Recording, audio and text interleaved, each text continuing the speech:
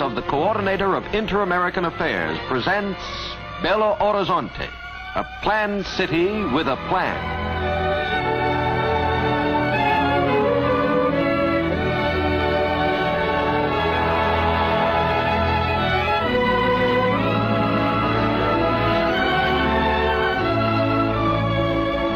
Less than 50 years ago, Brazil's Coral del Rey Mountains looked down on a hamlet hidden among the rolling foothills. Today, on this site, stands Brazil's seventh city, Belo Horizonte, home of over 200,000 far-thinking people. Capital of the state of Minas Gerais, located in the south-central part of Brazil, Belo Horizonte is 287 miles from Rio de Janeiro, Brazil's largest city and world-renowned for its fabled beauty.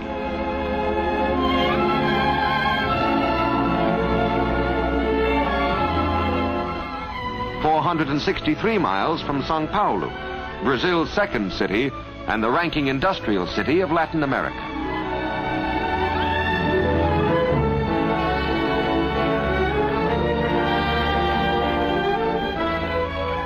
Prior to the year 1897, the unique and interesting colonial city of Ouro Preto, now preserved as a national monument, served as capital for Minas Gerais.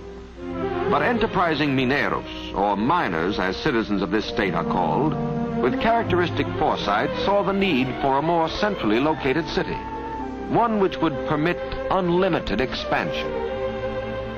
The foothills of the Coral del Rey Mountains were selected as the site.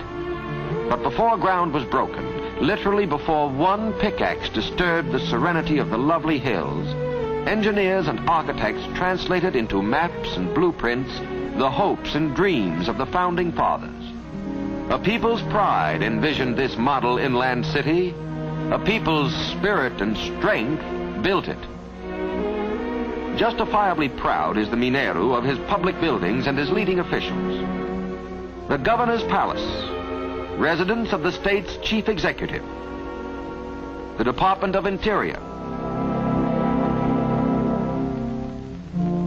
the Department of Agriculture, the Department of Education, the main post office, the City Hall, executive offices of the mayor, capable, enthusiastic Dr. Juscelino Kubitschek. But Belo Horizonte is more than a seat of government. It is the commercial hub of a state fabulously rich in natural resources. A visit to the Feira de Amostras, a building erected to house a permanent exposition of the economic wealth of this great state, will help to explain the phenomenally rapid growth of its principal city. It has been said that the state of Minas Gerais has a chest of iron and a heart of gold. Here, the history of gold is the history of colonial Brazil under Portugal, and more particularly of the development of the state of Minas Gerais. For 350 years, in this oldest, richest gold mining community of Morro Velho, within sight of Belo Horizonte, Brazil produced more gold than the rest of the Americas combined. Intensive and careless exploitation, plus a natural depletion in reserves, has reduced Brazil today to 12th place among world producers. Even this comparatively small output of gold reflects itself on the economic life of the city.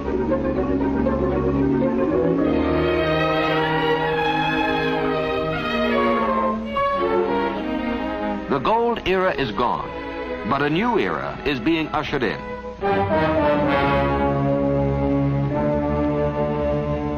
King Iron, long a slumbering giant in the mountains of Minas Gerais, is beginning to stir.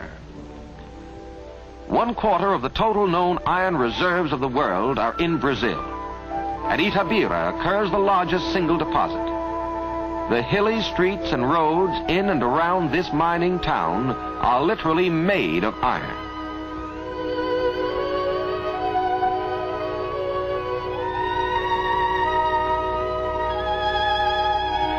This peak is estimated to contain over 100 million tons of hematite.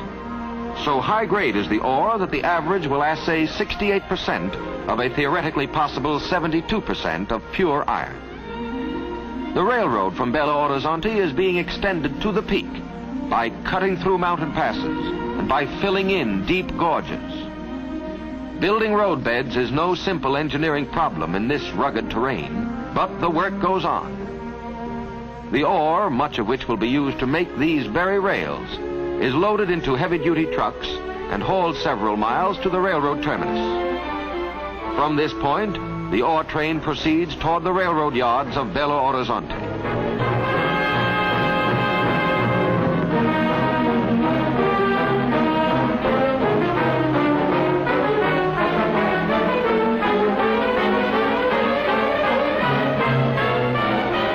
At this important junction, some of the cars may be sent to the foundries in São Paulo. Most of them will go on to a large steel, wire, and rail mill at Monlevade, employing over 2,000 people. This mill, the only rail rolling mill in South America, is but the vanguard of even larger mills and foundries now in construction.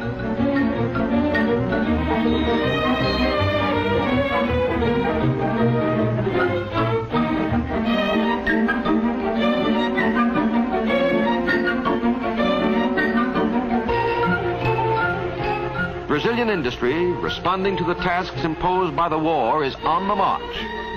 Well do the Mineiros know that in this great drama, on which the curtain is now only rising, their state and their capital city are destined to play important roles.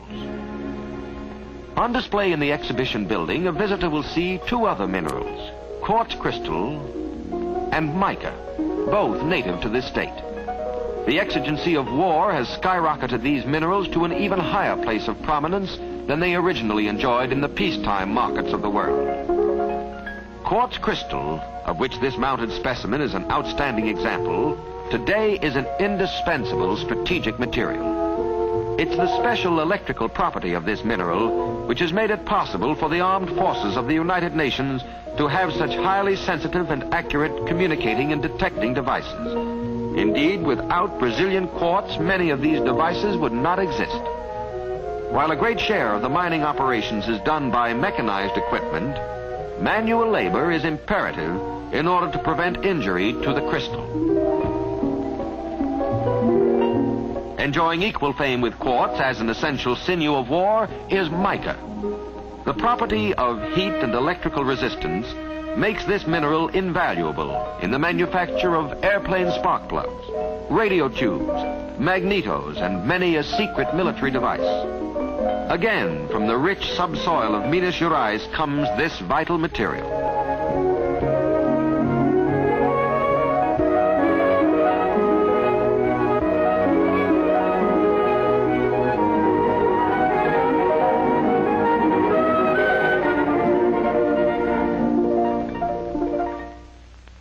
In the cutting and trimming shops, busy Mineiros, men, women, and children, keep these leaves of mica moving toward the stockpiles of American factories and arsenals, and thus are contributing their very